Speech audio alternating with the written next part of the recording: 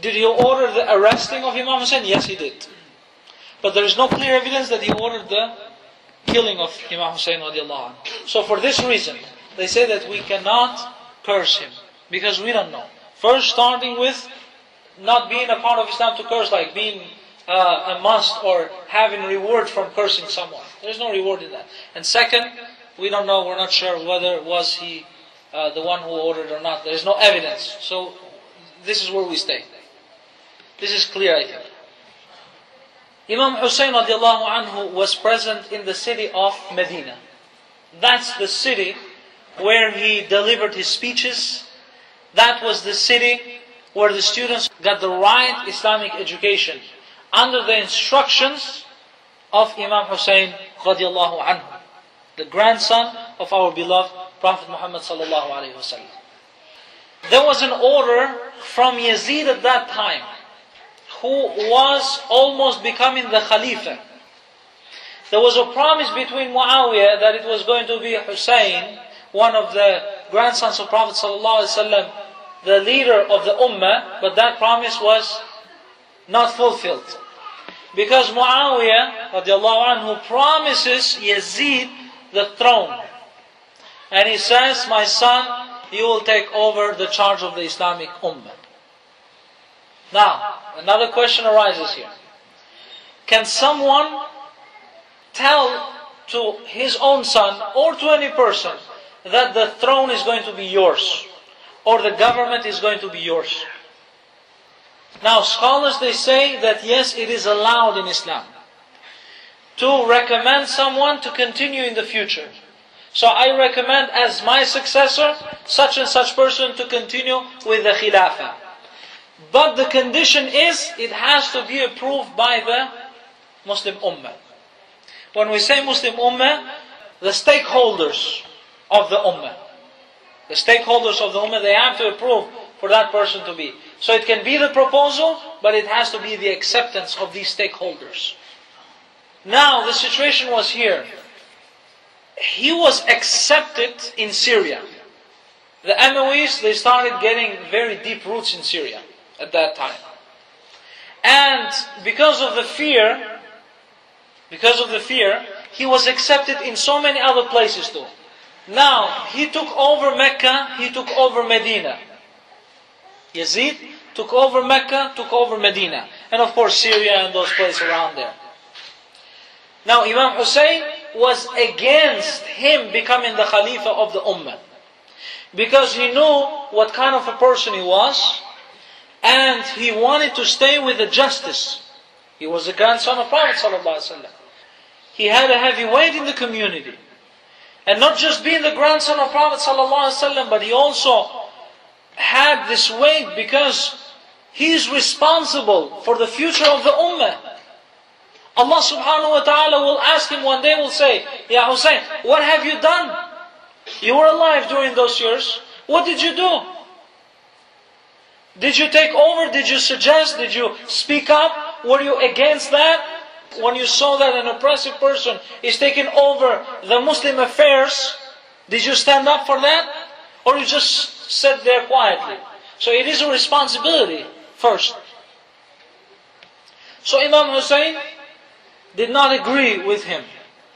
As well as Abdullah ibn Zubayr, one of the great companions, and also Abdullah ibn Umar.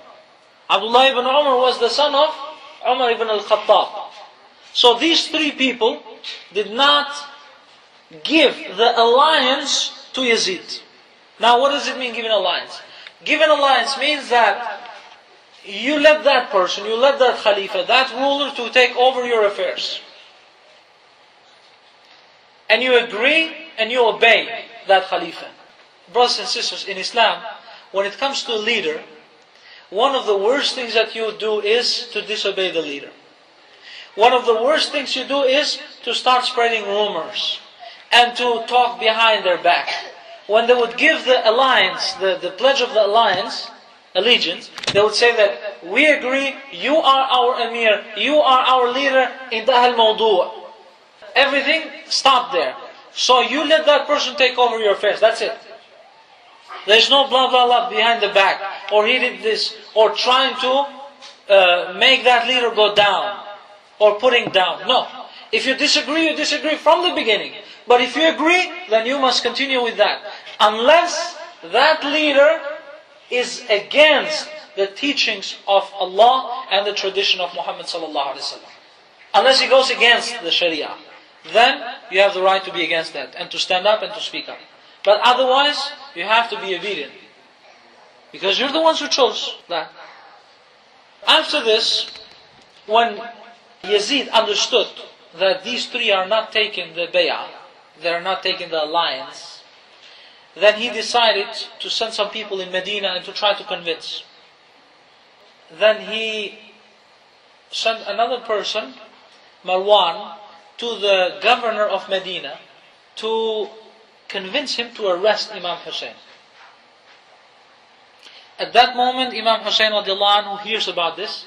He leaves the city with his family members. From Medina to Mecca. That's where he gets established with his family members. So together with him, or before him, Abdullah ibn Zubayr and Abdullah ibn Umar, they travel as well. Because they are followed. So after that, again, Yazid will not be quiet. He knows where they are. He again sends troops there to arrest Imam Hussein. Because if you're not with me, then you're going to be against me. He knew that Imam Hussein would not stop. He would not say, yes, okay, I'll just leave you. No. He remains for some time, Imam Hussein radiallahu anhu, in the city of Mecca. And then some people from the city of Kufa in Iraq, they send an invitation to Imam Hussein to come to Kufa. Why was this invitation? In order to, because the Kufa did not completely agree with the new Khalifa. So they were not okay with him. And they wanted Imam Hussein to be there since Imam Ali was before there, so they wanted Imam Hussein to be there as well. Even though they killed Ali radiallahu anhu, but they wanted Imam Hussein. So now, when Imam Hussein hears about this, the close people, they tell him, don't go there, they killed your father.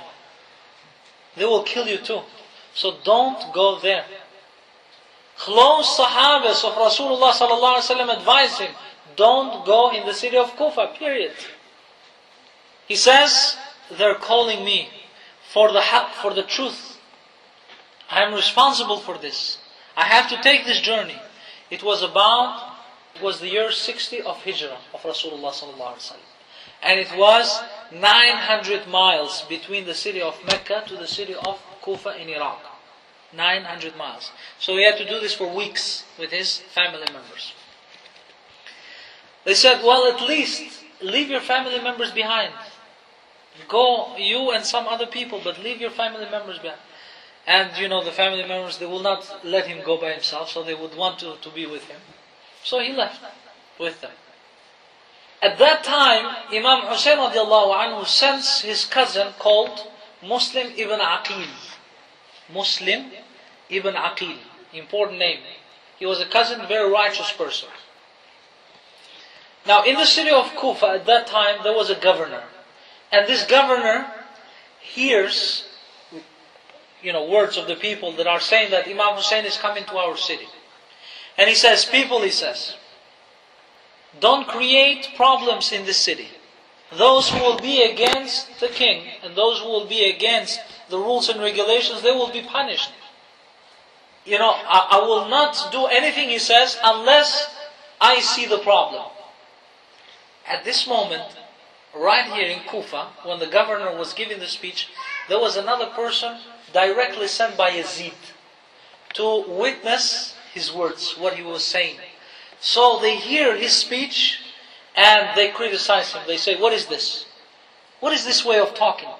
You should tell them that you will be punished immediately and don't do this. He says, no, he says, I stay with the truth. So that governor was a righteous person. So what did Yazid do? He removed that person and he sent Ubaidullah. Ubaidullah was the new governor who was 100% on the side of Yazid. So a cruel person. he gets there, and at that time, Muslim ibn Aqil, remember the cousin of Imam Hussein, he is traveling, he reaches Kufa. The moment he reaches Kufa there, he looks for the people, for the supporters of Imam Hussein, and there are about 12,000 of those supporters.